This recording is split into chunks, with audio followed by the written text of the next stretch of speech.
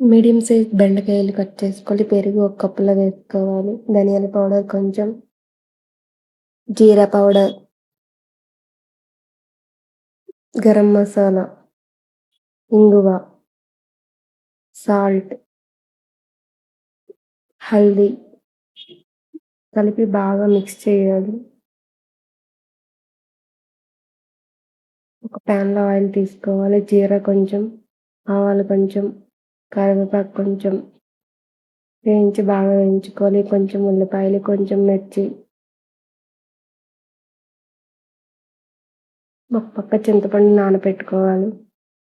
ఎండుమిర్చి కొద్దిగా వేసుకొని బెండకాయలు వేసి వేయించుకోవాలి. కల్లు ఉప్పు, టమాటాలు వేసి బాగా వేయించుకోవాలి.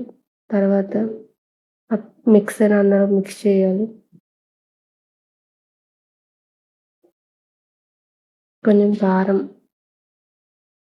ఆ చింతపండు రసాన్ని బాగా కడిగి అందులో వాటర్ ఎయ్యాలి. బాగా మగ్గిన తర్వాత నెక్స్ట్ ప్యాన్‌లో నోరూరించి వేడి వేడి చపాతీతో, కర్రీతో తినేయడమే.